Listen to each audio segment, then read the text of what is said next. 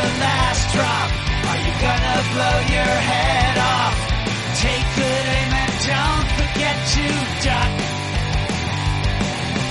Life sucks every Monday and all the way to Sunday, but I wouldn't have it any other way. I don't care how you're doing, what's up or how's it hanging. I'd like to buy this world one last drink. And life sucks all of the time, stick it up your sunshine, and then you'll see the clouds every day. And then you'll see the clouds every day. And then you'll see the clouds every day.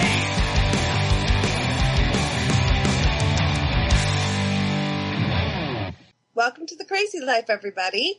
My name's Jen. I am the hostess tonight, as always. And with me, I have Henno and Bryan. Hey, guys. Hello. Howdy. How's the week's been going? Or how has the week been for you guys? I can't even talk. Not bad. Not bad. Yeah, it's been a week. Go for it, Bryan. Sorry. I said it's been a week. It's been, yeah. Been a week? Yep. Yeah, mine's been interesting because this has been my first week. That's right, work starting. Yep. Yes, first week on a new job, which has been very interesting. At first, I thought I might have been a little bit over my head, but as the week has been going on, I'm getting better hang of things, and I'm doing a bunch of training right now. And they had me take over and train the class for a little bit this morning, and I did really well with that. Huh, cool. So, yeah, so I'm thinking I'm really making a good impression. So, very excited. But so far, so good. And the anxiety has been staying in check, which I was really surprised. I figured with me being home for almost a month, going back into a social setting like that would really spike my anxiety levels. But they've actually been fairly good, and I've been able to keep everything in check. So, knock on wood, so far so good. Wow, that's great. Yeah, that's great. Yeah, I think that's my win for the week is keeping myself mentally in check during a very high stressful situation. So. Yeah, definitely. Mm-hmm. But yeah, so that's been really good, and I also started volunteering at the Humane Society. Oh, sweet. So, yeah, very exciting. And I'm working on a auction with them. I'm gonna take like a part. fundraiser? Yep, a fundraiser auction. Oh, cool. Yep, so I'm doing that as well. So now I'm gonna try to juggle both things and still kind of have my own personal life and stuff. Key is, though, as we've talked about before, is not to overcommit. Right. Yep. You know, because I can't go the other opposite direction of where I was either, because that's not healthy. So I just need to make sure I'm finding myself a good balance between everything that's going on. So, but yeah, so it's been an interesting week. Who wants to go first? Got anything, Bryan? No, not really. I Really? have like the most boring stuff, but I guess it's probably like what you're supposed to do, which is if you're tired, just go to bed. And you know, it's like I've actually been in bed before 10 o'clock. I've actually fallen asleep at 10. That never happens. I'm always up until 11 or midnight. And I've actually noticed I've been sleeping better. And I went on it was Friday. I went and worked out with Angela, did her class, and that was I ended up. Oh, that's right. That was on Thursday night. I'd gotten home from work and I was ready to fall asleep at like 7 o'clock or 7:30, and I dozed off for like an hour. And then Sharon came home and I woke back up and I could not fall back asleep. I was up till like midnight or 1. That was when I put up that image of the person, you're like, I have so much to do and just slowly covering themselves into the covers. Remember that? Yeah. Yep. But I seriously, and then I was like, well, I'm wide awake. I might as well get up and do something. And I'm like, yeah, but I won't be able to do anything because I've committed to this 8:30 a.m. class. So I'm going to be constantly thinking about the fact that I need to be in bed. Right. You know, that was funny how like now I'm remembering everything that happened this week. Yeah, because if you go to bed at that time, it seems like you're going to be laying there. It's one of those nights where you just keep rolling over, looking at the clock, and you're like, I got to be. If I fall asleep right now, you could run into that. Like I'm going to get 7.5 hours. You're of sleep. doing the head math. Yeah, exactly. Yeah. Yeah. And if I tried to do something else, which I could have done until I got sleepy, then I'd be like also going like, oh, you can't be doing this. You need to be asleep. Yeah. But I did it anyway and ended up hanging out with her for a while. But the good thing was and then on Sunday, I had to go up to work for a little while, and I went up and I went to the gym for just 40 minutes. And then even on Tuesday, I had a meeting after work, and I went to the gym, even if it was just for 30 minutes. And that's something I have not been doing. I've been more on the side of like, oh, I only got 30 minutes. Why bother? Yeah. And this week for me, that was kind of like a little bit of a victory, is to just take advantage of that and just do something, and feel better. So, well, that makes sense, because I've seen plenty of stuff that says that this isn't, when you're in high school, and you have gym class, you have an hour, but realistically it breaks down to like half an hour of gym class. Yeah. By the time you change both, into and out of your clothes, attendance, all that baloney, you have about half an hour, 20 minutes. But when you go to the gym, it's like, even if you're only there half an hour, it adds up. If you go 30 minutes here, 30 minutes here, across the week, it still adds up and counts, type of a thing. Like, like my doctor told me that. She's like, even if you could only get a few minutes a day of exercise or movement, it still counts, Yeah. So it's not like, oh, I can only get 20 minutes. It's like, take the 20 minutes. Like, it's still better than zero, kind of a deal. That's it. And I don't, and I've always noticed it when I do get back on to some sort of a schedule, and I don't have to be going and killing myself. Like even when I go at Angela's class, we're only really doing about 40 minutes because we have a warm up, and that kind of stuff. And you have a little downtime in between. But even just doing something to some degree, I notice I start to sleep better. I eat. My eating becomes more consistent. It really, I always forget how much, mentally, physically, we're so in tune. And when we create a sort of, it's almost like we set the body clock back into alignment, kind of. Mm-hmm. I don't know how to explain it, but it's like, I just noticed that my sleeping patterns get better, my eating patterns get better, and all of that just by doing some physical activity on a regular interval during the week. And it's totally one of those things where it's so easy to forget about. You forget about it, and then you go do it again. You're like, oh yeah, that's right. This does help me. Yeah. But my main thing was for, this year was, and I've said this before, was I want easy. I want relaxed. And that requires a certain amount of commitment on my part. And I've been really working on it this week. And that is to, I have a choice on whether I want to create a stressful situation for myself or not. Yeah. And I'm trying to be conscious of that. I have a choice whether I'm going to create a part of the day where I'm suddenly hungry and I have nothing to eat, or, where I haven't, kind of taken care of business in a way.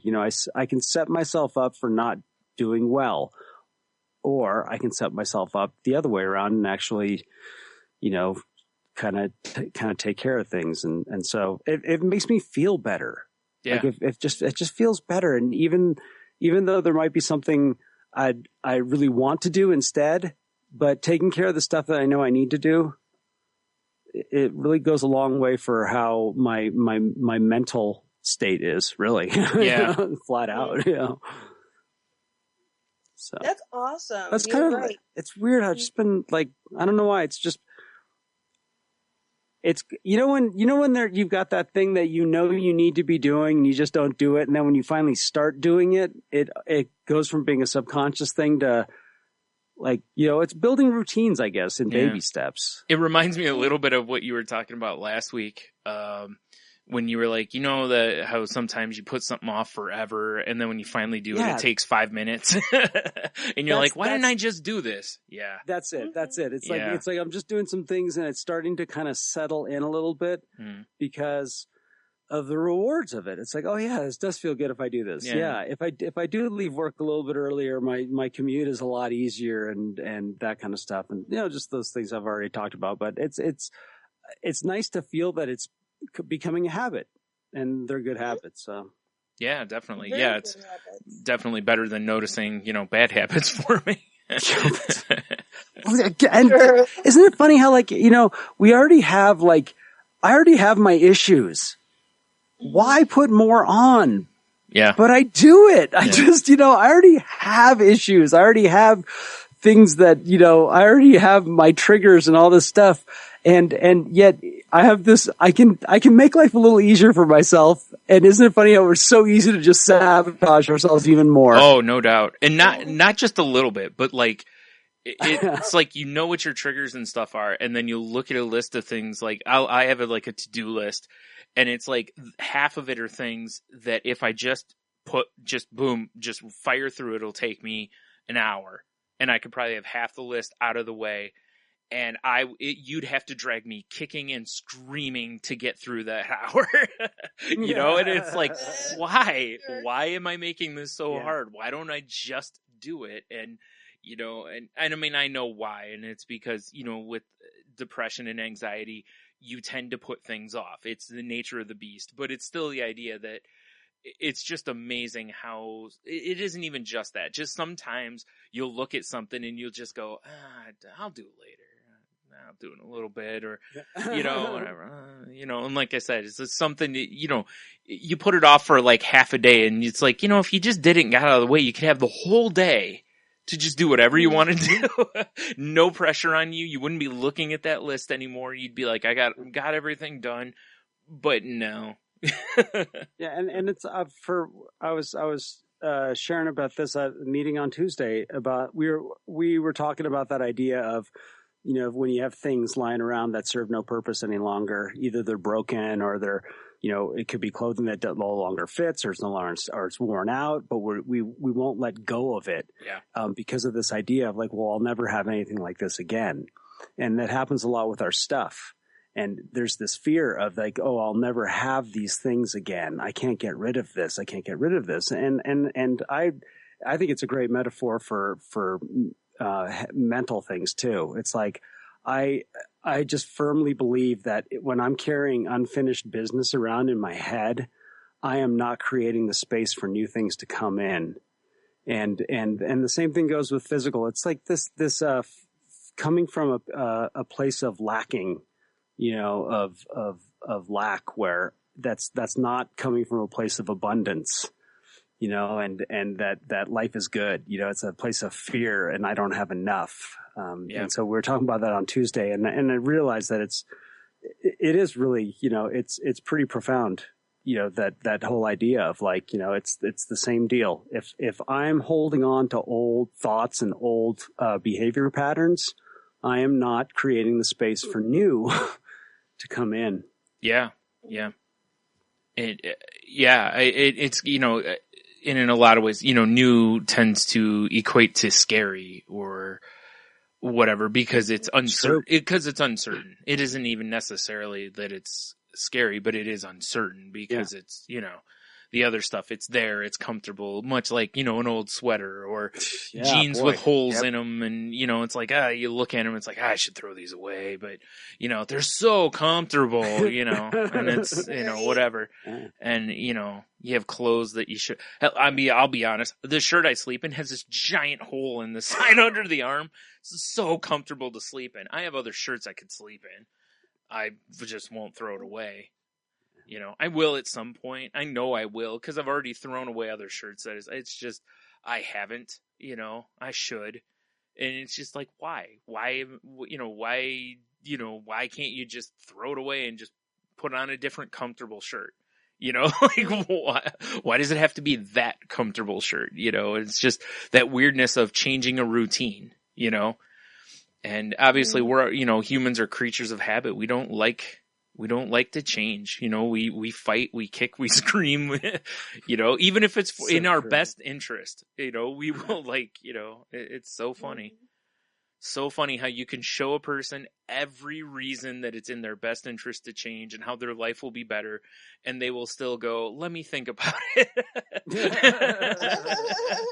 You know, or I'll get That's back so to you on true. it, you know.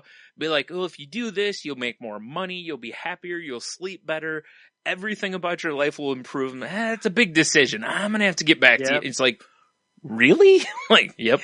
Like, all right.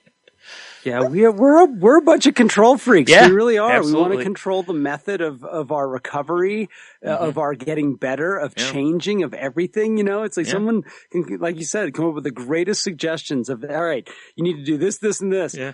Okay, well, let me start with one of those, maybe. Yeah. You know, maybe next week.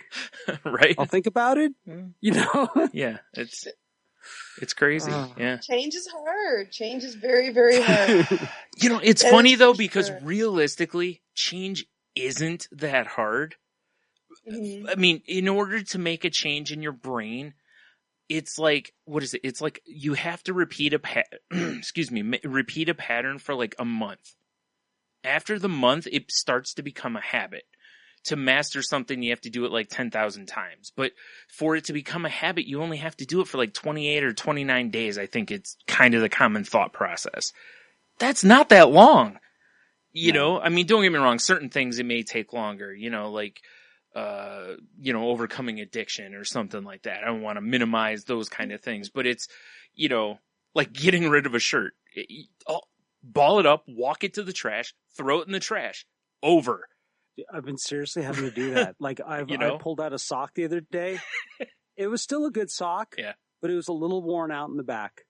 And I was just like, throw it away, you know? Yeah. Like throw it away. And I didn't want to. And I went and I had to walk over to the garbage and toss it in there and go look through the drawer again. And hey, wow, there are a whole bunch of perfectly brand new looking ones.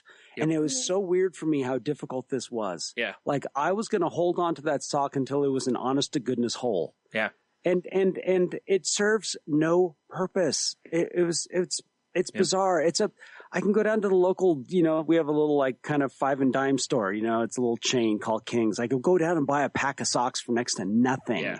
You know, and yet I have this thing about that. And so it's weird that you said that, like even some of my work shirts, I'm like, well, it's still a good shirt. Yeah. Just got this giant glob of paint on the front of it. It's like, that's what my boss wants to see me walk in the door with, you know, it's like, I'm like, no, walk to the garbage, throw it away. Right. You know, and I get to work and my boss, I was like, oh, by the way, there's a whole bunch of brand new shirts over here.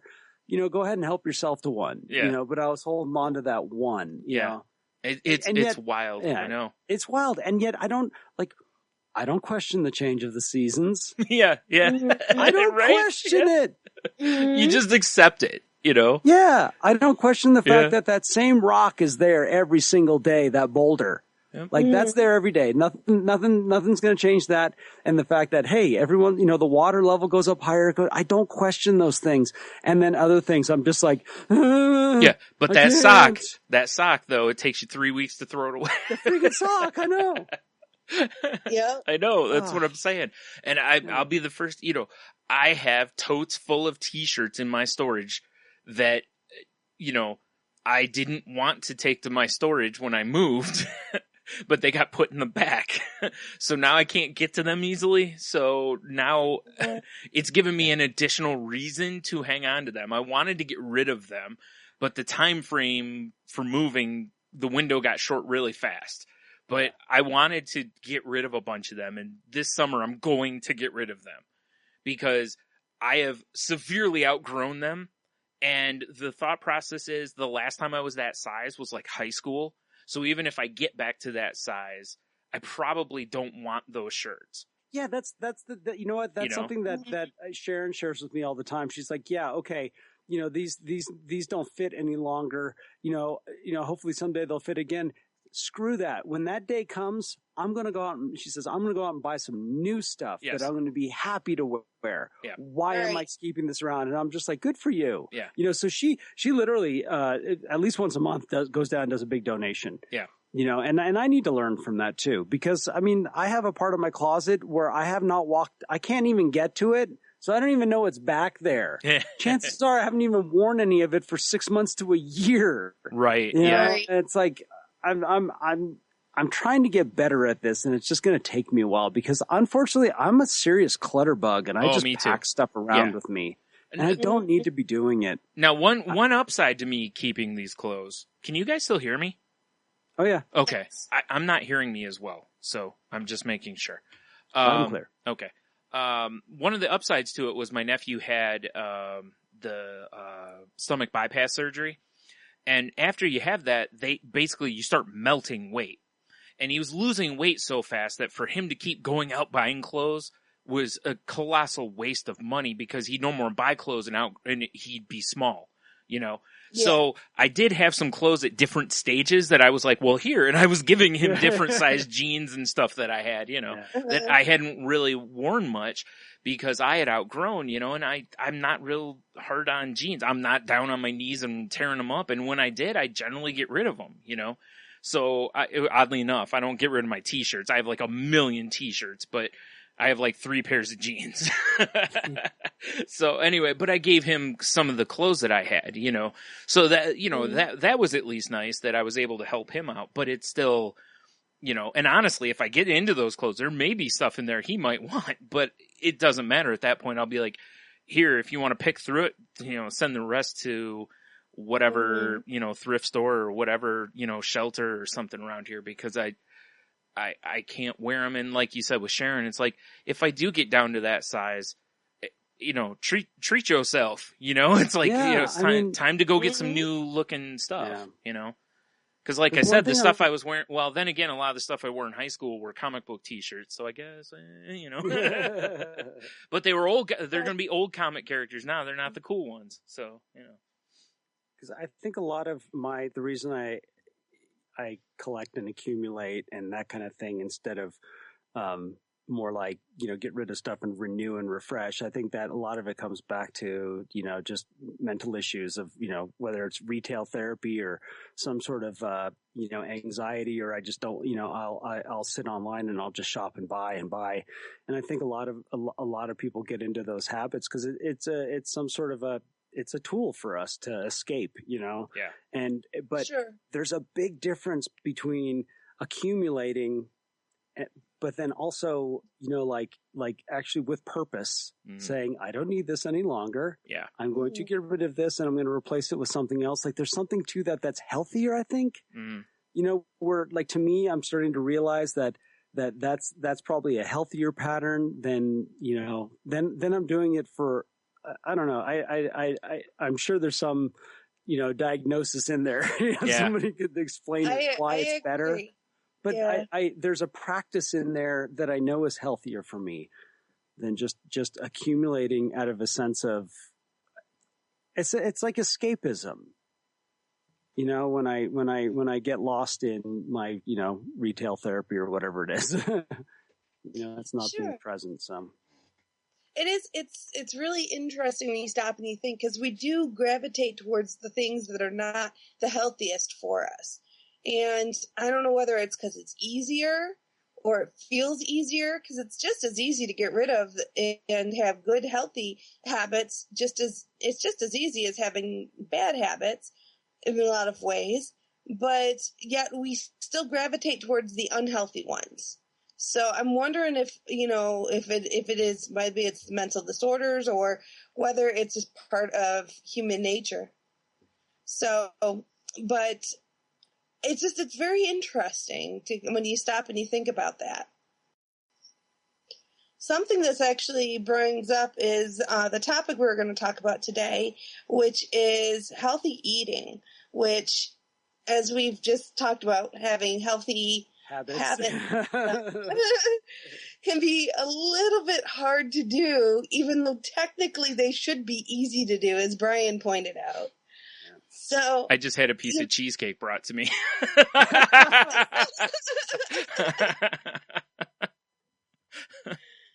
Nice. Yeah. Well, cheesecake. I don't know if it's on the list or not, but we'll have to find out in a minute. It's on my list. You're supposed to have some healthy fats. Mm-hmm. I don't know if that's healthy fats, but there's cherries on it. It's healthy. Nice. Dairy. Well, yeah. The first one that I ran across is called Healthy Gut, Healthy Mind, 5 Foods to Improve Mental Health.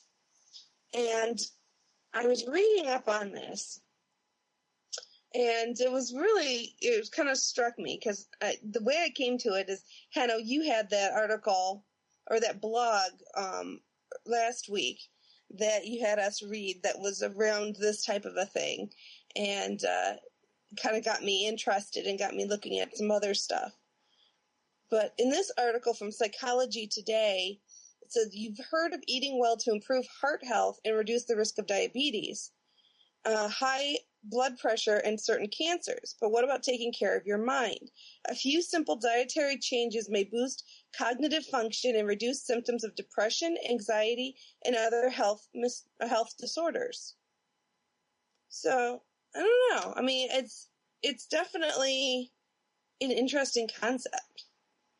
It's nothing too amazingly new, though. I mean, it's fatty fish, so the omega-3 fatty acids, whole grains, lean proteins, leafy greens, and yogurt with active cultures.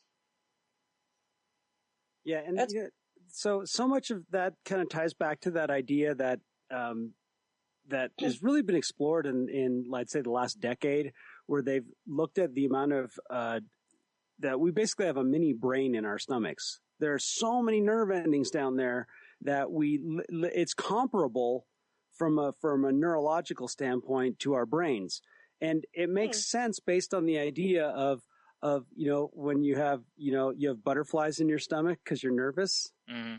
And that's where this is from. There's this relationship between our guts and our heads. Yeah. That they are interconnected.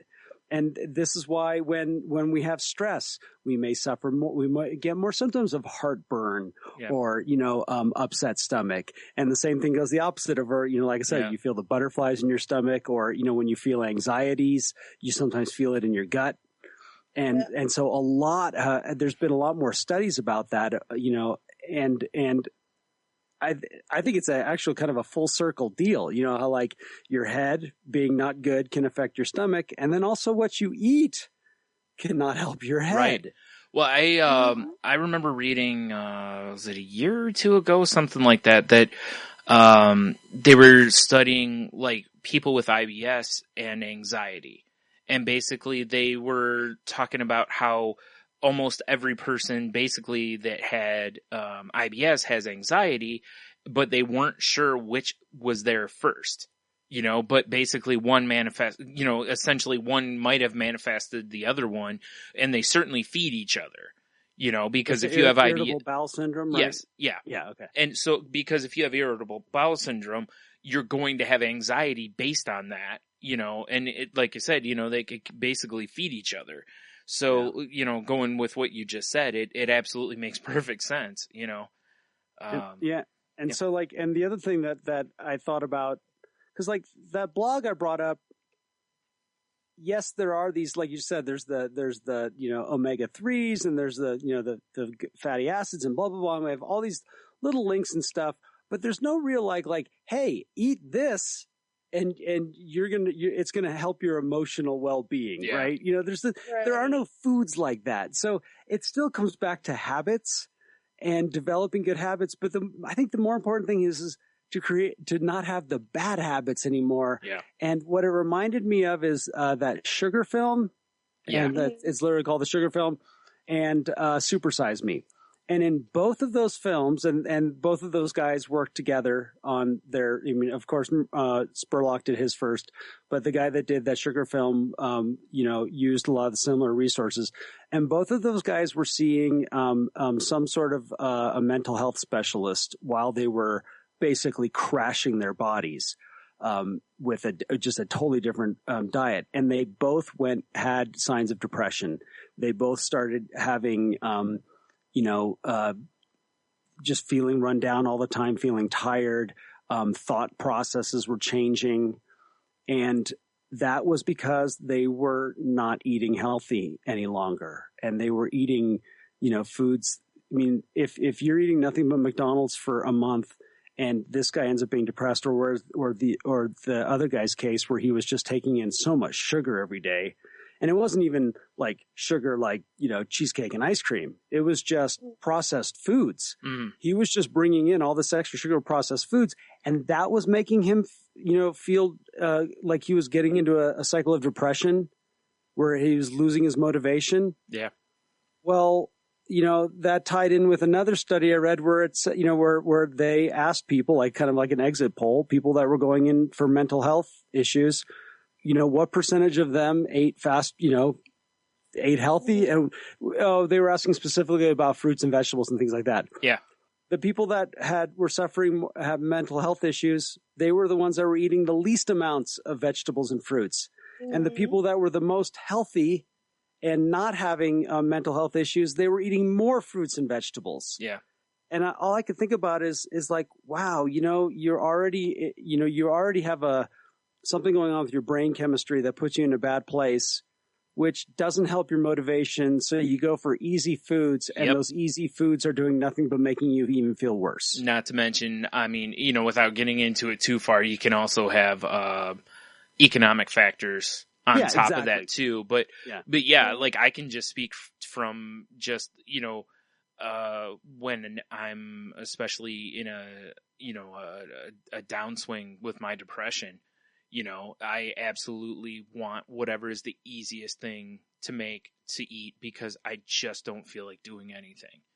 So I'll go for whatever's the simplest thing to eat, which is generally not cutting up vegetables to put it into a salad. I want something that's quick and easy. So if I have the option of, a frozen burrito or a Hot Pocket or, a pizza or something. Can of soup even, I'll go for that before I'll go for something else because it's just easier, So yeah, it makes perfect sense. Then it comes down to our choices, like we were talking about earlier, because with the insurgence of all the organic and health foods, the health food market, I've noticed there's so many options that are just as easy. Like Hannah, you mentioned soup. Instead of getting the high-calorie bacon cheddar potato, you can grab the beef vegetable. Still soup, still does the same job, still fill your belly and all that stuff. But the odds are that one is probably going to have less saturated fats and less of the bad stuff. Plus, there's different companies that are specifying that they use all organic and that they are using less sugar or no sugars and gluten-free and all this other stuff companies are doing. Now, that does need a caveat, though, because you got to make sure you read your labels because they may be taking stuff out and putting bad stuff in. Yes. And that's the thing that blog talked about is like it mentioned, 5, we need some carbs, we need some fats, we need some, vegetables, we need, get our vitamins, we need minerals, we need all of these things. All right. So, but they can come in a wealth, variety of different sources. The main thing is to, like you said, read those labels because when we're buying something that's been processed or packaged, they tend to have higher sodium counts, higher simple carb counts. And one thing I've learned from that our bodies don't necessarily know the difference between, these highly processed carbs and a sugar. It's the same. Yeah. We don't think we're doing the same thing, but we really are. So then it comes down to a little bit of preparation and a little bit of effort, cause Bryan, you're talking about, I get to that thing too where I open the refrigerator and there's just nothing in there because I haven't taken the time to go to the grocery store and actually prepare ahead of time for my week. Because when I do, it's actually, like you said, Jen, it's actually easier. I walk in all right, so it took me a decent amount of time at the grocery store, maybe with a shopping list, maybe even with a little bit of creativity, thinking, or even just randomly going, I'm just going to grab some vegetables. I hope I use them. And I know that not everyone can afford to do it, but generally there are options, Yeah. But to have that stuff, to actually have the refrigerator full of some options that I will be more likely to grab and that will be healthier for me. Because when I do open it up and there's nothing in there, I'm going to do one of two things. I'm going to drive down the street to the Snow Bunny, where I have no business being at. Because the Snow Bunny is basically frying burgers and everything's fried and it's just not good. Or what I'm doing is I'm not eating. Yeah. And that is just as bad, right. Yeah. And so this, and I, like I mentioned to you earlier, I saw Clint talking about this and I appreciate him sharing this because it's like, it always reminds me that I'm not alone in this, that we have these habits together, which is, it's hard to suddenly change and to create a new healthy habit in our lives. It's not easy. But like you said, Bryan, you do something long enough, it does become easier. You do make an effort to say, okay, I'm going to buy these, Yeah. Well, and plus you've got to overcome some of these things are like, let's say that cheese curls are a comfort food for you and you're having a sandwich or something. It's like, well, I could have some carrot slices or I have cheese curls, so you have to fight the urge to go to the comfort food also. So, there's that element in there too that, or just sitting on the couch and it's like, I'm hungry. I'm a little hungry. And again, you may, even if let's say you bought carrots already sliced or you bought baby carrots, let's say, so you don't have to cut them. So there's no effort other than just getting them and eating them, and it's like, oh man, but the cheese curls are, and it's, you have to not even have them in the house almost to make that decision for you, and so you have to overcome that too, it's, For me, getting rid of and I don't drink sodas per se, but I love ginger ales and things like that, and hey, cutting alcohol out of my life, I allowed myself some, this is the truth is, I had the biggest sugar fix for about 6 months because my body was used to processing alcohol into sugar. So it said, well, you're not giving me any alcohol. So I want what the byproduct was, which was sugar. So I would literally wake up all night long having to eat candy bars for a while because it was literally sugar withdrawals. And so I developed a wicked sweet tooth. I mean, I never drank sodas in my life and suddenly I'm drinking tons of sodas, but I was like, okay, well, it's better than booze, right? But eventually I had to kind of wean myself off of that. And I did this last year where I know every single one of us has had that period in our lives where we have heard how many glasses of water we should be consuming a day. Yeah. Yes.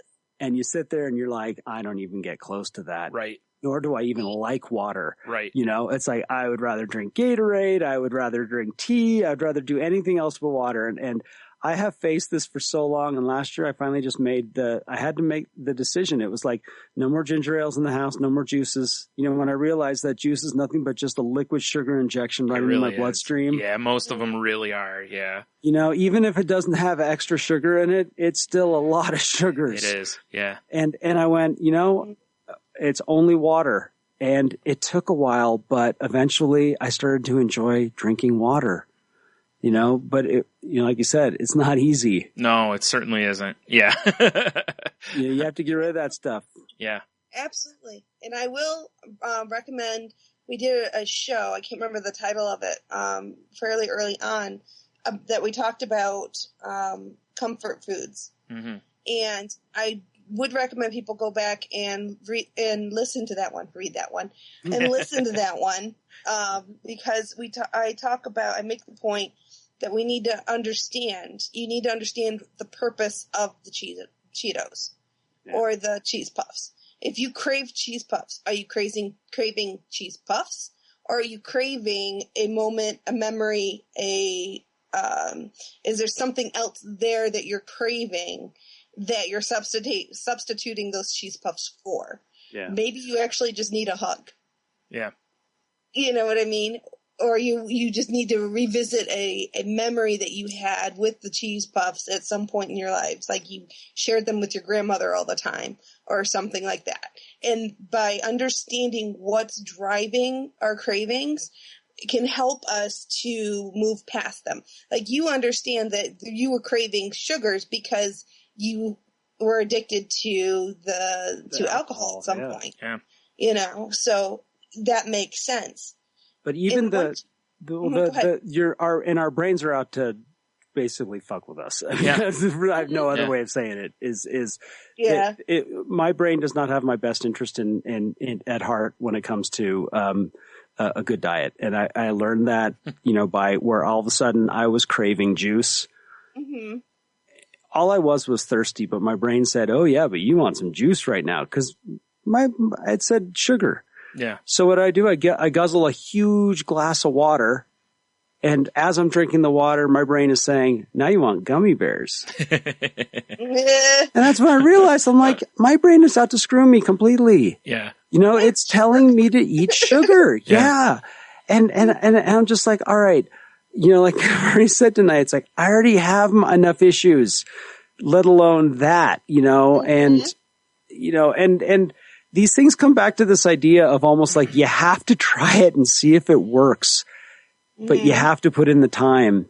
You have to get that 3 weeks or a month in to see, do I start to feel better? Yeah. Yeah, you can't do it for a couple of days, a week. Like, you really do have to give it like a month.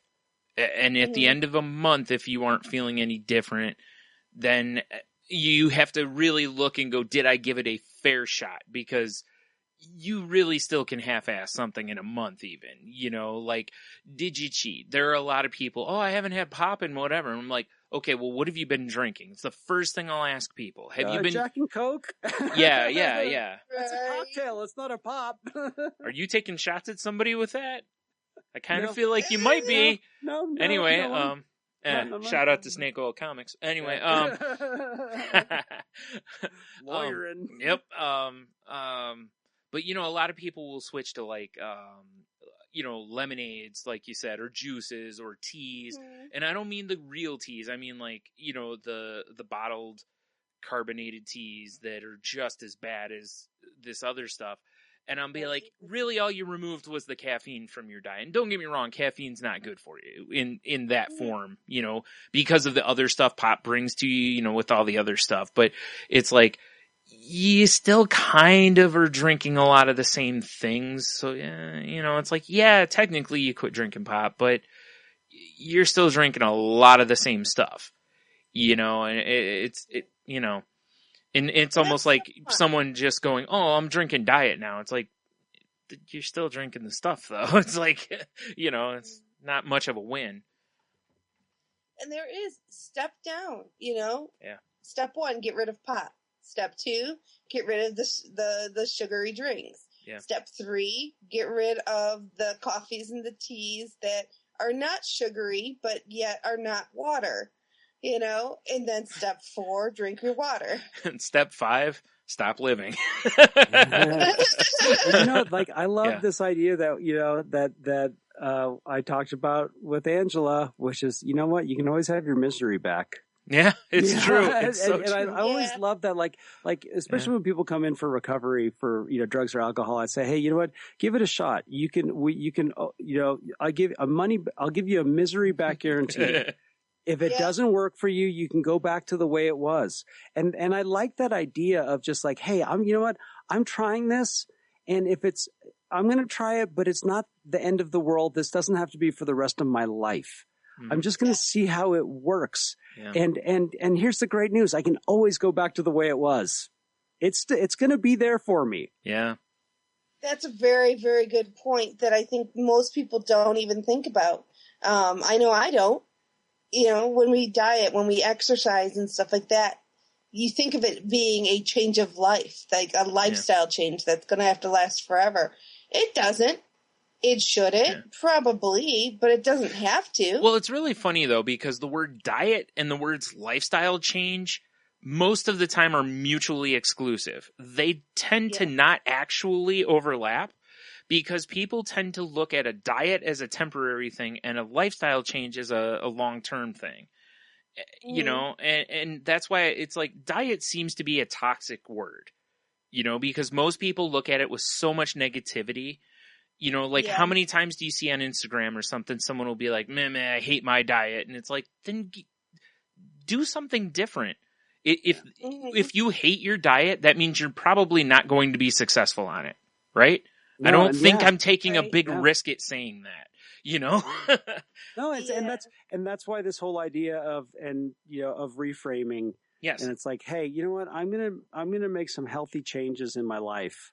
I'm gonna make some healthy diet changes. Mm-hmm. You know, that's what that's what that health at every size that I learned about from Angela was so important, because it made me, it realized that, we have all these stigmas with diets. We tend to fail.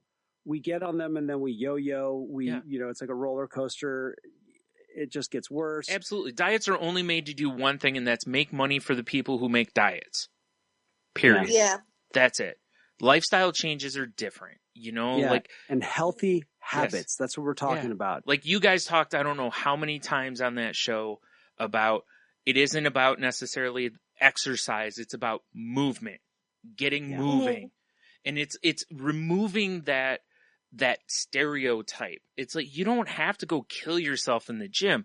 Just go for a walk, or whatever. It's start there and then add to it or whatever. You don't have to go to an extreme on this stuff. It's, it's same with the dieting. It's like, look, even if you're a person who drinks X amount of pop a day, eliminate that, cut down. I've gotten myself, I used to drink a ton of it. I drink a can a day. I've been trying to cut down from that, because even that's more than I need a day, but I drink that. And most of the time, if I'm not drinking that, I'm drinking water. I pretty much don't drink anything else now. Yeah. And, there's no, this whole topic of food and mental health, there's no food that's going to make your mental health better, but there are so many things that can make it worse. Yes.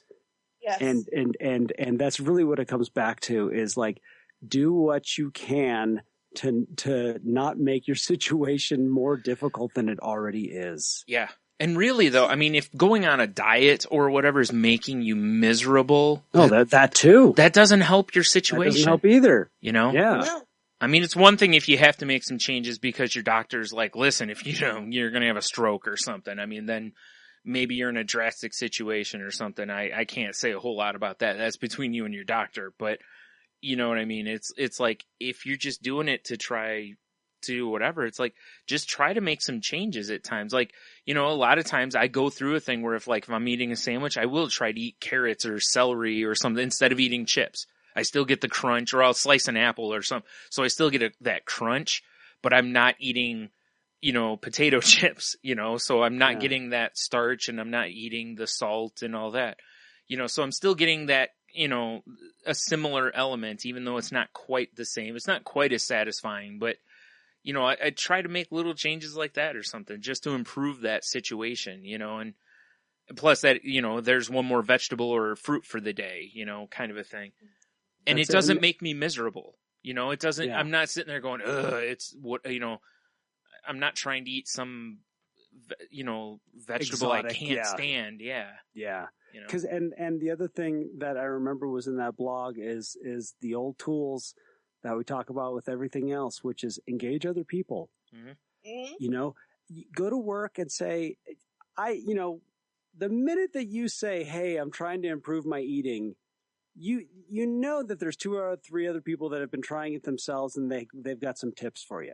Yeah. And there's always going to be that annoying person that sits you down and think, oh, let me lay it all out for you, but that's okay. Just, take what you can, take what makes sense from them. You don't have to do everything, they're stoked, they're excited that somebody else is doing it with them. But that's what'll also tend to keep us in it and making these changes for a longer period of time, is when we expand out to our tribe.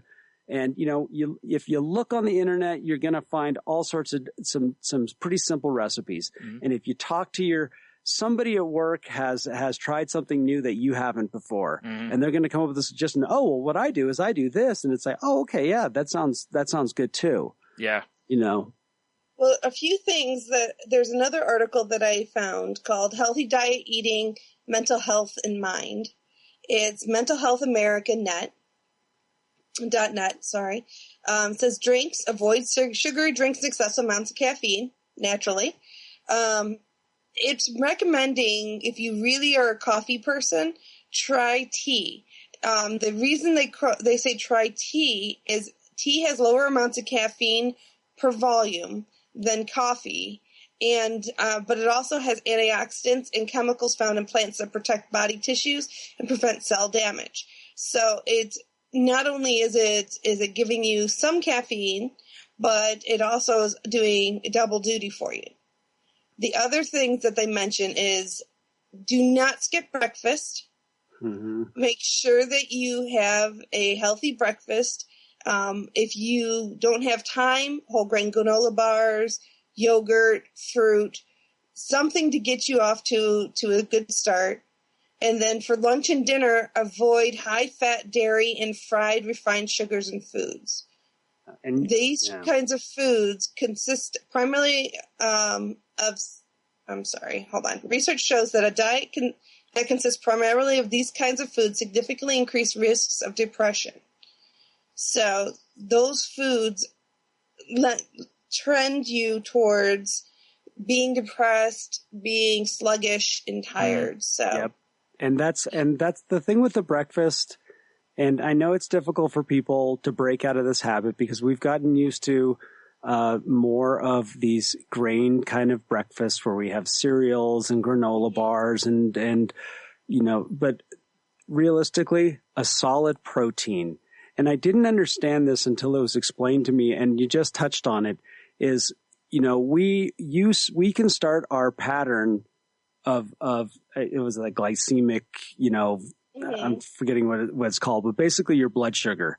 Yeah. If you start the morning with a high spike to your blood sugar where you have a big insulin shock right off the bat, and that is drinking some sort of you're drinking a juice, you have some cereal with even if it's almond milk and it's sweetened, you are just slammed your body right off the bat with a bunch of sugar, and your body has to release a ton of insulin to deal with it. Okay, now you have the high, and by mid-morning you start to crash.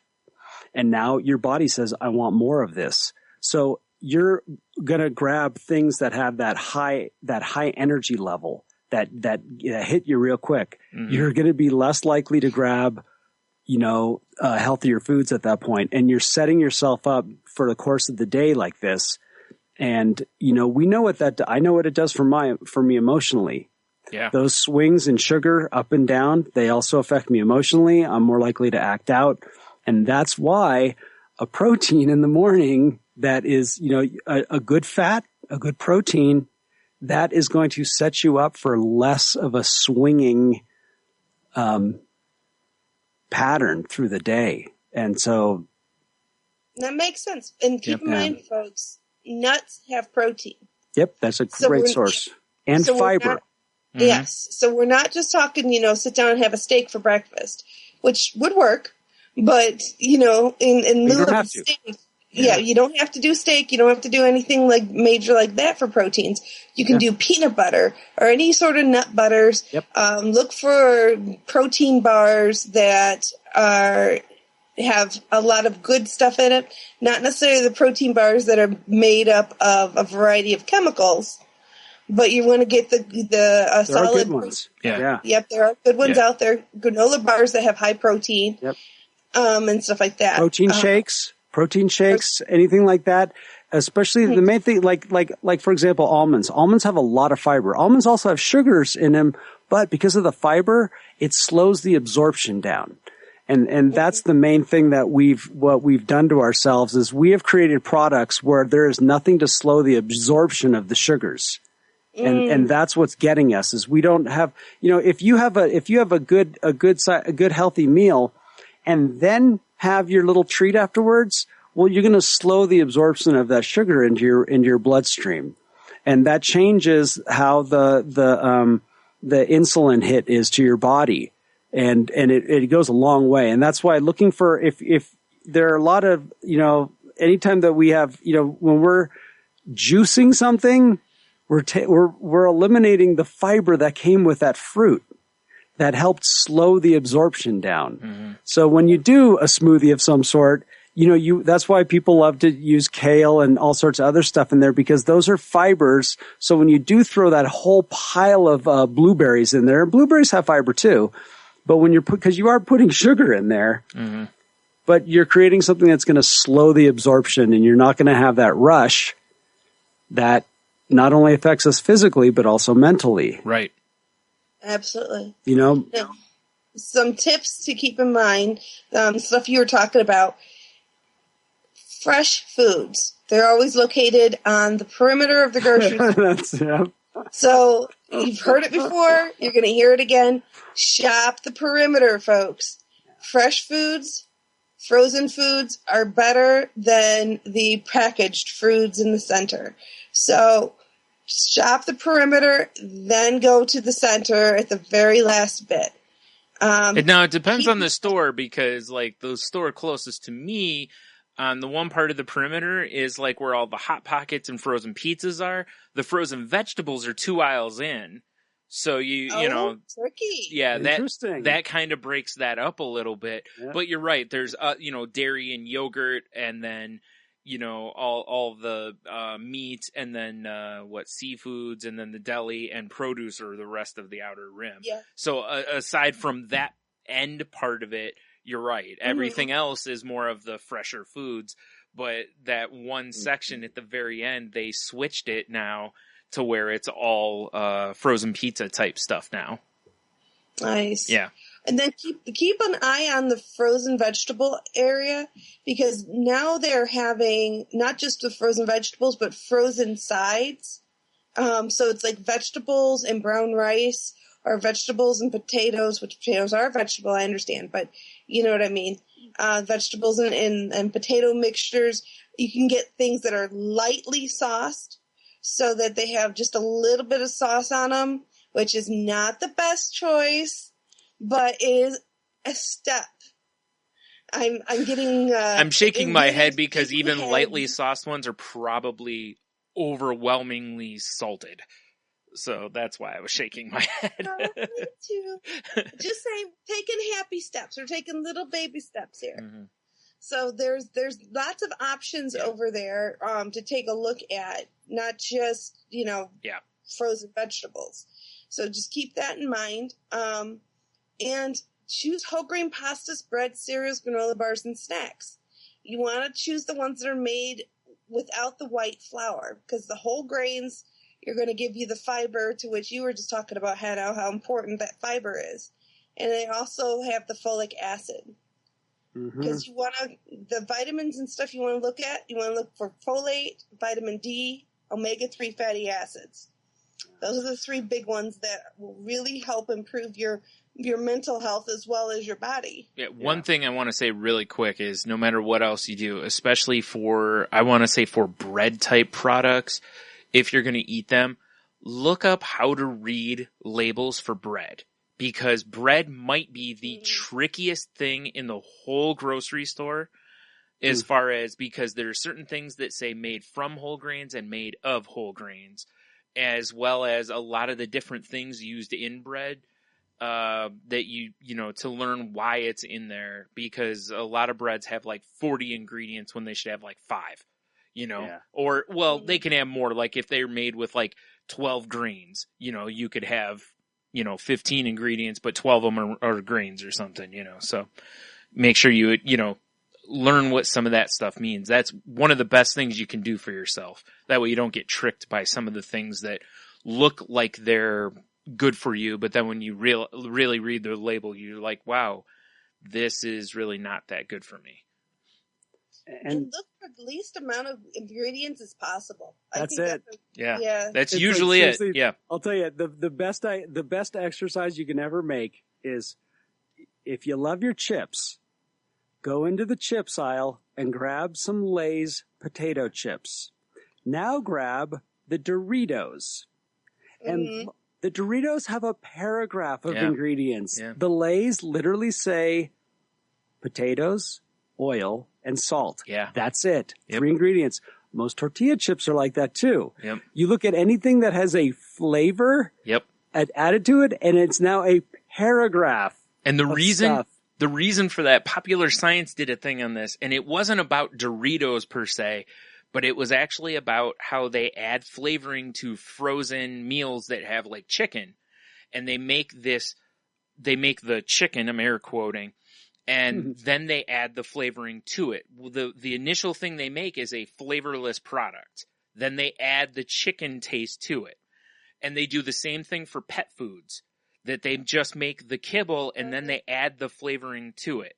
And they do the same thing for any sort of product like Doritos, Cheetos, those kind of chips that aren't actual potato chips, right? Yeah. And it saves them money because they just make all of the same chip and then they run them through the flavorings.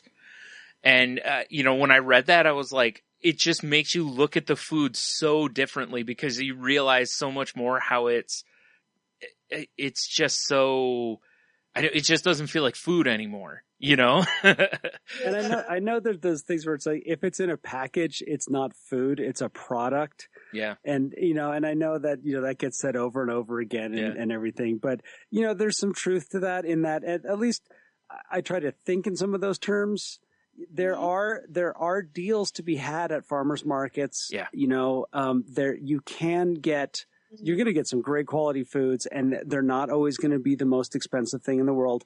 Your chances are there's, talking about bread, chances are there's somebody locally that makes breads. Yeah. You could probably even go to where they make their breads and find out about it, and find out what's there that's good and healthy. The one other thing that I got involved with a little bit was the Hunger Coalition here. With Angela, we did some fundraising drives for them, and we got invited down there. And the Hunger Coalition is really you don't have to be on the streets to go utilize the services there. They are there to teach people. They're not just there to give somebody food who can't afford food, but they have amazing resources. Chances are, not only do they have food there that you can get for next to nothing and for nothing, but they will have classes. They'll teach you how to, like our local Hunger Coalition had a pile of crock pots that had been donated, and they would give you crock pots and all these recipes for eating and for able to, especially with, like we're talking a lot about habits. A lot of this is, and we've talked about bad habits and convenience, crock pot, you can make some good food that's going to last you for several days. Yeah. And it's going to be easy to get. Yeah. And I know there's a lot of shame involved with going to a quote unquote, the Hunger Coalition or something. Yeah. But don't feel shame. If you can't afford to eat, go down there and talk to them. Even if you don't end up getting food from them, you might learn something. You might be able to go part of a class, learn some easy recipes. Yeah. And they're actually people that they're looking out for your best interests. And take advantage of these services. They're there by people who want nothing more to be of service to others. Yeah. Wow. That's a great tip. Mm-hmm. And there's lots of help out there, folks. If you're struggling, financially to make good choices, with the food and stuff, make sure you explore all the different options that your city and your county offer. I know a program that we have here, if you have food stamps and you go to the farmer's market, they will double your food stamps. Yeah, that's awesome. That's awesome. From what I've read, a lot of states are starting to do that, and that is so awesome. Me about that. Yeah. Yeah. So, there's just lots of different options out there. So just make sure you take a look at it. And you'll find that the fruits and vegetables at a farmer's market, a lot of times are less expensive than the ones in the store. So just by taking that little extra effort of going outside of your normal grocery and go outside of your habit and go somewhere else, you may find that you're going to benefit a lot more from it. Yeah, grab a bag, get outside, take a walk down to your local farmer's market, wherever it is, get on the bus, get outside, walk a little bit, move. These are these little things that, get some fresh air. These are little things that can help us, especially when we're in a funk, and we're not able to get out of it. We find ourselves, if you feel like you're just in that rut, that hole, this could be an easy way to just, give yourself a chance to get out. To move out of it and to maybe feel a little better. I think that's one of the hardest things I know for myself sometimes is just to do a thing that's going to make me feel better, even if it's just for a moment. Yeah. Right. Not to mention you can learn, you can talk with people at these farmers markets a lot of times and learn about the food. You can learn about where it's come from, what they've used on it. You can learn that kind of stuff that, information you're not going to get from other things. And, not to mention a lot of them can give you ideas for preparation too. They like if if they have something you haven't tried, and a lot of people, like I know Tony and Jeannie were doing this, and other people were doing this about, each week picking a vegetable they've never had before. And you ask them like, hey, how would you prepare this? No different than going to a butcher and getting a meat that maybe you've never prepared before and say, how would you prepare this? Or, what's the best way to do this? And let them recommend to you because they're the expert or whatever. Maybe they've heard this is the best way, and kind of a thing. There's nothing wrong with that. So, that's something too. Maybe don't buy a whole bunch, just get a little bit and see if you like something, and, give you a new opportunity as well. And it goes back to kind of what Hannah was saying earlier, which is you can try it. You can go back to the way it was before. Yep. You can give it a try. That's really struck home with me. I think that's going to be a little takeaway that I'm going to be I'm going to be rocking that for a little while now. I think that's a really great point. Well, with that being said, I think we're approaching the hour mark, if not over it. And so if you want to continue this conversation with me, you can reach out to me at Jen's Crazy Life on Twitter, at Jen with a G. You can also reach out to us at the Crazy Life Podcast at Outlook.com or our website at thecrazylifepodcast.weebly.com. And Heno, how can they reach you? You can find me on Twitter at IdaHeno or look me up on Facebook, Heno Heiter, and you will find me there. Very nice. And if they want to get in touch with you for your music? Oh, yeah, that's right. Check out my SoundCloud page, Monkey Tongue Productions. Sounds great. And you, Bryan? You can find the other account for the show where we post like the new episodes and stuff at the Crazy Life Pod on Twitter. And you can find me on Twitter at Stunami. You can find the other podcast I'm on, which is Salty Language, at salty_language, or at saltylanguage.com. You can also find the show on Tangent Bound Network and the Wicked Radio Network. And also, we're part of and been promoting a little bit the Pattern Family Movement, which is a group of smaller podcasts or indie podcasters trying to help each other out, get some attention. Since we don't have, big promotion engine behind us, we've kind of just taken it in our own hands. So go check out if you're on Twitter, either go to @PatternFamily or just type #PatternFamily. Or if you're on Facebook, just type in Pattern Family, and I believe they're on Facebook under that. And you can just check out some podcasts that way. And then, of course, I'll remind you that we are not therapists, doctors, trained professionals of any kind. Just three people, and we're sharing our experiences and tips and help that we've kind of found and thought were interesting. And, if you feel that you need help, please seek out professional help. Go see a doctor or whatever and set a course of action that way. Please don't self-diagnose, as it can be kind of dangerous, and please, don't self-medicate without at least seeing a professional. Forgot there was something else I was going to say there, but I don't remember. So if you're in a bad situation and you feel like you have no other way out, please don't take your own life. Please call someone, or call a suicide hotline number, or call 911 and, get some help. Please don't be alone. Absolutely, everybody. Make sure you take care of yourself. And once you've taken care of yourself, take care of others around you. And as always, make sure, keep breathing. Take those deep breaths. Keep breathing.